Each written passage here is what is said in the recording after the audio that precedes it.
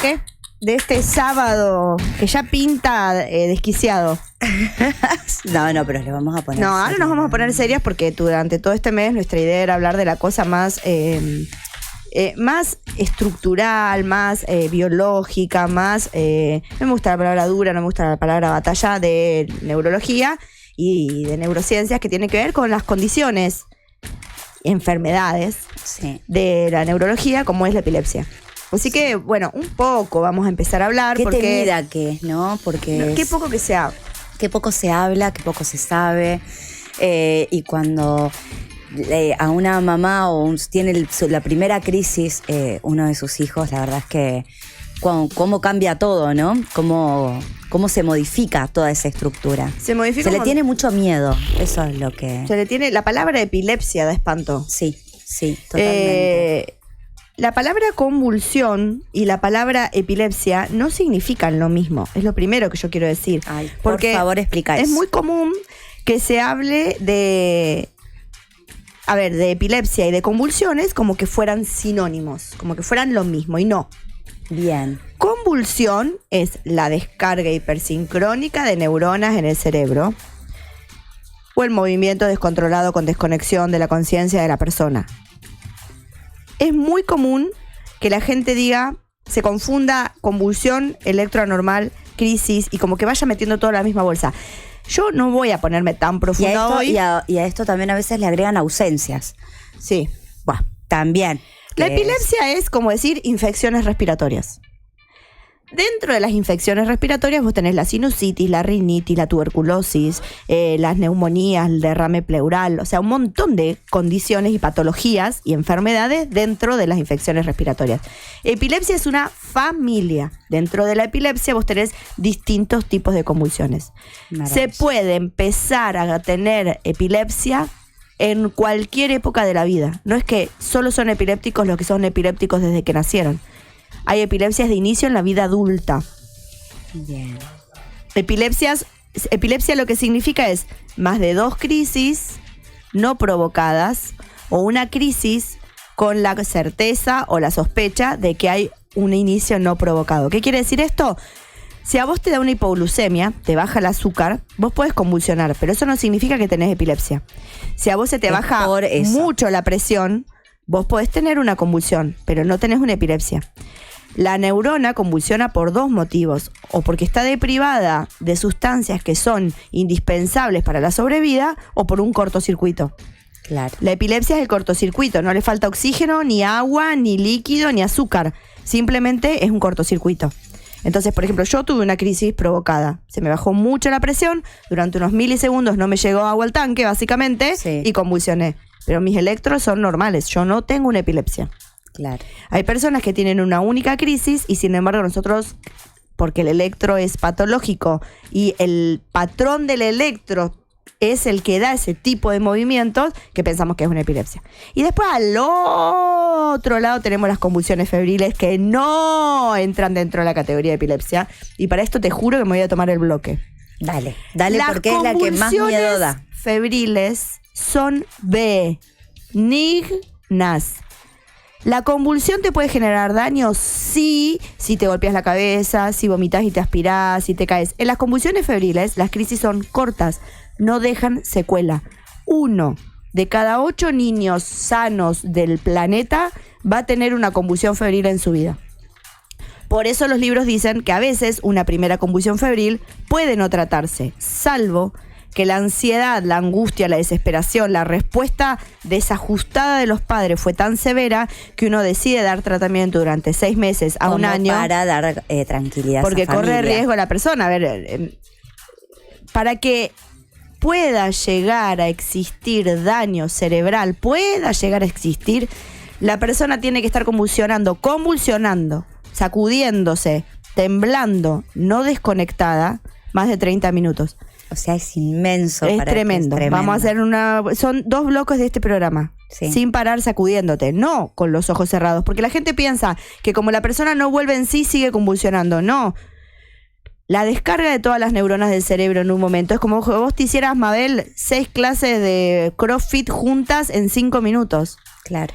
El cansancio, el agotamiento físico es tan grande y energético que la persona queda desconectada. Queda destrozada. Pero qué miedo que da. O sea, las madres primerizas, yo recuerdo, me hablo en mí, le tenía terror. Porque siempre conocías a alguno que le había pasado. Bueno, pero vos decías, me acuerdo que mi marido me decía, no le demos todavía. Ay, no, pero tiene 37,5. Le damos algo porque yo tengo miedo que convulsiones. La convulsión febril no se produce por la temperatura. Ay, eso quería que... Tu hijo puede tener 40 grados y no va a convulsionar. El 80% de las convulsiones se dan antes del primer pico de fiebre. O sea, se detecta la temperatura cuando el chico ya convulsionó. El 90% de las convulsiones febriles son el primer día de la fiebre. Claro. Por eso ya no se da más diazepam. Antes, cuando tenían fiebre, le daban diazepam los 5 días. ¿Para qué? O sea, no tiene sentido. Lo que genera las convulsiones son las interleuquinas 6 y 7. Por eso yo siempre le digo a los papás de chicos con convulsiones febriles, son chicos con muy buenas defensas. Las interleuquinas 6 y 7 son mediadores de la inflamación, son transmisores, son mensajeros, son WhatsApps que se mandan las células, los glóbulos blancos, las células de defensas entre sí, porque ¿cómo le dice a la célula del hombro, la célula del pie, que está entrando un hongo por el pie? Le manda un WhatsApp. Le manda. Porque si no tenés una infección generalizada. Claro. Y todo el organismo tiene que hacer fiebre. ¿Y cómo hace fiebre? Contrayendo los músculos. Pero para eso tienen que saber que hay una infección en el dedo gordo. Qué maravilla que es el cuerpo. La interleuquina y qué complejo también. Las interleuquinas 6 y 7 son proteínas grandes.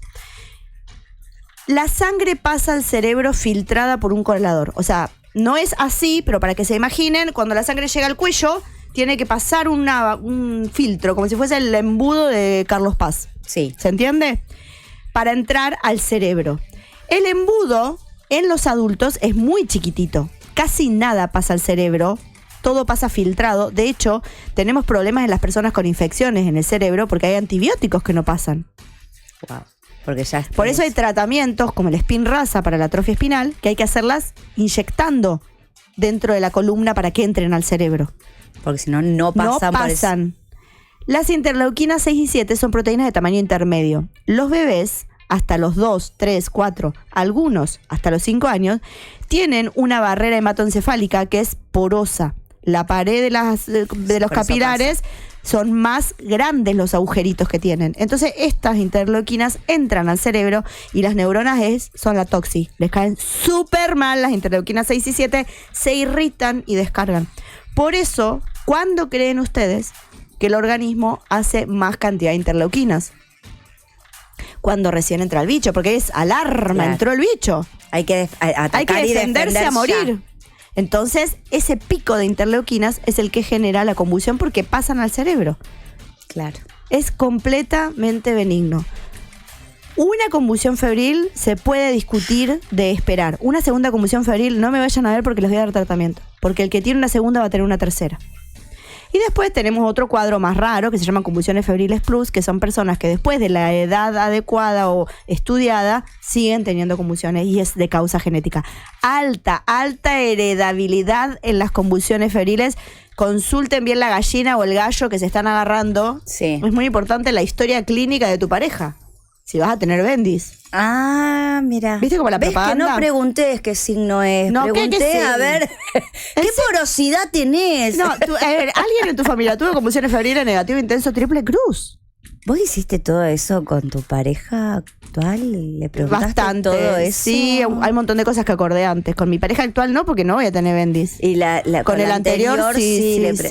Ay, para colmo los dos médicos, así. No éramos médicos en ese momento, pero sí acordamos un montón de cosas. Él tiene angiomas, Dios, así que yo estaba aterrada con los angiomatosis. Cuando mis hijas nacieron las ecografías. Yo me acuerdo una frase que dije cuando quedé embarazada: ay, mejor es no saber nada. Mejor es no saber nada. Y a mí me pasó cuando yo fui a parir. Poquito, o sea, yo imagínate, o sea, ¿no? No, es un horror. No sé nada en comparación a todo lo que estás explicando del cerebro y el cuerpo, un médico. Por Dios. Soy muy mala paciente, aparte yo. Soy muy mala paciente. Sí. Pobres. Soy muy mala paciente. La cesárea, imagínate que yo una vez había sacado la cuenta no quiero mentir, pero que había hecho como si te dijera 3.000 recepciones. O sea, que fui a 3.000 partos a recibir bebés. Nosotros trabajábamos mucho en mi residencia de pediatría y estábamos en la misma sala que los ginecólogos. Y a mí particularmente me encantaba ir a los partos. Me encantaba recibir a los bebés cuando nacían. Los que me conocen y van en mi consultorio saben que si va un bebé, yo lo voy a alzar. O sea, no hay chances. Aunque sea el hermano. A mí no me importa. Si va con la vecina, yo soy un bebé, lo agarro upa. O sea, mirá, me dan vida. O sea, son baterías de litio. Hermosos. Tremenda. De hecho, cuando hacía las guardias, a la noche, yo cuando terminaba todo, hay un turno en el que le dan leche a los bebés que están en engorde a las 12 y yo me iba a dar mamaderas. Ay, no, qué lindo. Ahí aprendí a hacer provechito, todo. Amaba. Qué hermoso. Porque esos bebés que están en la neo, la gente no se imagina la cantidad de amor que le dan las enfermeras y los médicos que trabajan en neo. Nosotros teníamos favoritos aparte. Ay, no. Nos hacían ruiditos, nos conocían la voz. Así chiquititas. No, estos eran gorditos, ya estaban en engorde. Ya estaban en engorde, 3. Mi cielo. Por eso cuando me entregaron a mi Emilia de 4 kilos, yo dije, ¿el bebé? ¿Por qué yo no tengo bebé? De 3 meses. Yo quiero el bebé.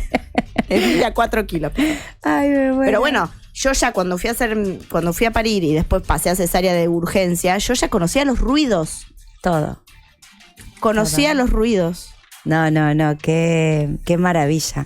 Y qué difícil. Yo me acuerdo cuando hacía autoemisiones y las mamás me decían, y me preparé todo a mí me emociona este tema, me preparé todo para irnos a tener el bebé y después se tienen que ir y los bebés quedan en la nena. Ay, sí. Es tremendo, o sea, es algo que uno no está preparado para dejarlos ahí y vos tenés... Ay, pero sepan que se los cuidan súper bien. La neo es un espacio de amor. A ver, Lauri, vos hablás de médica, yo te hablo del otro lado, o sea... No, se me pone piel de gallina pensar que me tengo que ir y dejar a mi hijo. Imagina, no. Cuando yo hacía pediatría, nosotros, el Hospital Privado de Córdoba, no van a estar escuchando, pero les mando un beso enorme. Fui tan feliz en esa institución. Gente tan gigante trabajaba, por lo menos en esa época ahí. Y el amor, las enfermeras, el amor que tienen los médicos que hacen neo por esos bebés. Nosotros recibíamos bebés de 500 gramos. Ay, sí. Éramos una neo de alto riesgo. O sea, intubábamos a bebés de 500 gramos, le poníamos vía. Imagínate el nivel de cuidado que los únicos que sacaban sangre a los bebés eran los médicos. Ni los bioquímicos ni las enfermeras, nadie. Nosotros les sacábamos sangre y anotábamos los mililitros de sangre que le sacábamos. Porque 500 gramos, ¿cómo haces para intubar? Ay, no. Y bueno, el tubo el tubo para los médicos que están escuchando era un 2. O sea, era tan chiquito que se tapaba con moco. Qué difícil. Chiquito como una bombilla. O sea, qué difícil mirarlo de todos los lados, de esa familia que queda fuera destrozada, de ustedes, desde el otro lado la responsabilidad. Yo tengo pacientes inmensa. de esa época de 26, 27 semanas que ahora 750 gramos, me acuerdo de una paciente, me manda fotos de su cumpleaños de 15, está perfecta. El nivel de obsesividad que tiene que tener la neo, creo que no se compara con otras unidades cerradas. Y sí. O sea, yo conozco un montón de neonatólogos y la mayoría tienen trastornos obsesivos compulsivos. No hay forma. Sí, y no hay forma. ¿Cómo haces para controlar eso? Y mucha. Todo por eso digo que los perfiles, cuenta. Y sí, totalmente. Pero más el detalle, tiene que haber mucho amor. O sea, por eso qué bueno que podamos a través del programa contar a la gente que no ha pasado por esto o que no ha tenido contacto jamás con nadie que haya tenido un prematuro o alguna infección o que en el nacimiento, lo que hablábamos el otro día de patrones que no se esperaban y de repente te encontrás con un cuadro gravísimo en el momento del nacimiento, o sea... Bueno, pero a ver, la vida nadie la tiene comprada y la verdad que cuando uno hace pediatría y trabaja en medicina y ves las historias de las personas, o sea, nadie tiene... Hay padres que saben antes o las condiciones de sus hijos y las pueden anticipar y a veces yo les digo qué suerte que te toca esto. Por ejemplo, si te toca una epilepsia, que ahora el bloque que viene vamos a hablar más específicamente de epilepsia y no de convulsiones febriles, y es benigna, qué bueno que te toca porque algo en la vida te tiene que pasar y eso es autolimitado. O sea, la mayoría de las epilepsias no duran más de 2 años. Y como mucho, si están bien tratados o si tienen la suerte de que les toque una idiopática de buen control, pueden llegar a tener una sola crisis en su vida. Sí. Es verdad, hay una entrevista hecha en una facultad en Estados Unidos a la que les preguntaron a los cuidadores de niños cuál era la sensación que tenían cuando su familiar tenía una convulsión. Y le dieron 80 opciones. El 95% marcó la misma, sensación de muerte inminente. La convulsión se ve muy fea porque la sensación es que el paciente se va a morir. Pero no hablamos nada de epilepsia. O sea, hablamos de autismo, hablamos de dislexia, hablamos de trastornos del aprendizaje, hablamos, pero de epilepsia no se habla. Hablamos de esclerosis múltiple, hablamos de ELA, hablamos de ACV. Y epilepsia es lo que, digamos, es muy común que alguna familia haya tenido o tiene un familiar que ha tenido epilepsia. Y yo siempre les digo, o sea, ahora que tenés epilepsia te vas a enterar de un montón de gente que tiene epilepsia. Una cuestión re común es que cuando un paciente convulsiona de la escuela me pidan un informe para saber qué hacer. O sea, llamar a la ambulancia. O sea, si una persona convulsiona, hay que activar el sistema de emergencia. Ponerlo de costado y esperar controlarlo que no se golpee. Pero no va a cambiar. Y la verdad que no hay forma de anticiparla, salvo excepciones. No hay forma de anticiparla. Ahí está, espectacular esa foto que acabamos de poner. Mantener la calma. No meter nada en la boca, ni dedo, ni cuchara, ni lapicera, nada. El paciente se va a aspirar. Sacar todos los objetos peligrosos para adelante, y poner a la persona de costado lo más cómoda posible. Contener, no controlar. O sea, no vas a parar la convulsión con fuerza, los pacientes se fracturan, lastiman a los que están... Nada, si vos estás en la calle y una persona se cae, convulsiona, lo dejás como está, si se cayó, porque no sabés si se lesionó, le sacás las zapatillas y se las pones abajo de la cabeza para que no se golpee la cabeza cuando golpea contra el piso. Y señalás a alguien y le decís, vos el de campera roja, vos la de la camisa floreada y lentes, vos la de la camisa violeta, llamá al 101, llamá al 911, llamá al número de emergencia de tu ciudad. ¿Cuál es el de acá? Qué horror, no lo sé. Qué buena pregunta. ¿Cuál es el de acá? ¿Cuál es el 101 y 308. 101. 101 y 308. Vos, la de la camisa floreada, o sea, hay que identificar, no alguien llame a la ambulancia, vos. Llama a la ambulancia. Cuando vos estás asistiendo y tomás cargo de la situación, aunque no seas médico, lo primero que tenés que hacer, todos los sistemas de emergencia dicen lo mismo, salvo en los niños, que hay que tratar de despejar la vía aérea. Cuando un chico cae al piso, lo primero que hay que ver es que esté respirando. La principal causa de paro en un adulto es el paro cardíaco, cardiorrespiratorio. La principal causa de paro en niños es el respiratorio. Entonces, en los niños, primero hay que controlar la vía aérea para ver que esté respirando y activar el sistema de emergencia. ¿Cómo haces para activar la vía aérea? Abrís y mirás que no tenga nada metido dentro de la boca y no meter un dedo. Si tiene algo dentro de la boca, lo ponemos de boca abajo, si es un bebé chiquitito y golpeamos, y si es un nene más grande, le hacemos la maniobra de Heimlich. Apretamos sobre el estómago con los dos puños apretados, como si estuviéramos rezando. Sí. Y un golpe en seco. Pero ante la duda, lo primero que se hace es llamar a la ambulancia. Señalás a una persona y si estás solo llamás a la... Es prioritario llamar a la ambulancia antes que asistir a la persona. Sí. Acuérdense, lo primero es llamar a la ambulancia. Porque no las podemos... Mira, el otro día estaba en Río Cuarto. Veníamos por la circunvalación con una colega médica porque había ido a atender y vemos un accidente y paramos. Cuando paramos, el chico había tenido un accidente en la moto. Estaba de costado, alguien le había sacado el casco, lo cual ya es polémico. Entonces decían, pónganlo boca arriba, muévanlo, y nosotros le decíamos, no lo muevan. ¿Por qué? Porque si el chico se fracturó la columna, lo movés y lo seccionas. Entonces, no. En un momento, obviamente, el chico estaba perdiendo sangre, empieza a decir que tiene sed. Y alguien grita, traigan agua. No le den agua. Yo, en un momento iba la doctora mala onda, era yo. No le den agua, déjenlo de costado. Y en un momento vemos que la pierna empieza a hincharse muchísimo por debajo de una bermuda de jean. Entonces alguien tiene la maravillosa idea de decir, rompan la bermuda. No. O sea, lo que tarda en venir la ambulancia, eso hace contención, porque a veces la fractura, lo que pasa es que el hueso se fractura y vuelve al lugar. Entonces lacera una arteria o una vena, pero después vos no ves la fractura expuesta, no ves el hueso salido. Claro. En ese caso, la bermuda contenía el sangrado. Era la única presión externa que tenía para contener que no se desangre. Si abrís la bermuda, se desangra en minutos. Y muchas veces la gente, el instinto es agarrar. No, el instinto es mantener en la posición, poner de costado para que no vomite y llamar a la ambulancia. Sí. Y correr la cabeza, porque por ahí la cabeza sí, pues por si tiene vómitos o sangre. Sí, con mucho que cuidado no se podés girar la cabeza para el costado si está boca arriba. Pero una persona que tuvo un accidente no hay que movilizarlo. Nunca, podés hacer un daño tremendo. Sí. Solo la cabeza de costado. Ahora, si la persona está convulsionando, sí, ponerla de costado y contener para que no se lastime.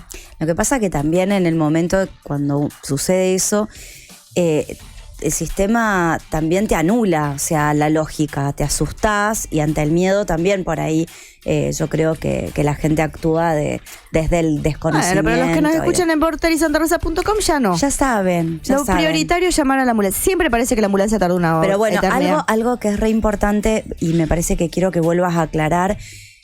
Veo a una persona convulsionar, me pasa con un familiar o me pasa en la calle.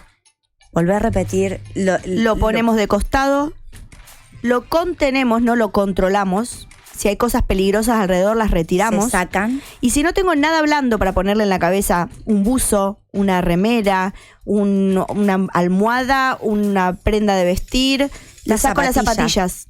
O me saco las zapatillas y las pongo abajo de la cabeza para que no golpeen contra el piso. Para que no sea tan brusco. Los pacientes, cuando convulsionan, muchos tienen cialorrea, que es como una baba espesa muy elástica. Por eso hay que ponerlo de costado, no solo porque pueden vomitar. Porque se pueden aspirar. Cuando la persona está convulsionando, no controla como deglute y ese líquido se puede ir al pulmón. Ponerlo de costado y llamar a la ambulancia. Nada más que eso. Nada más que eso y así, nada menos. Así te termino el segundo bloque porque hoy estamos re charletas. Y nos vamos con una musiquita. ¿Nos vamos? ¿Estás de acuerdo? Lo que vos digas, Santiago.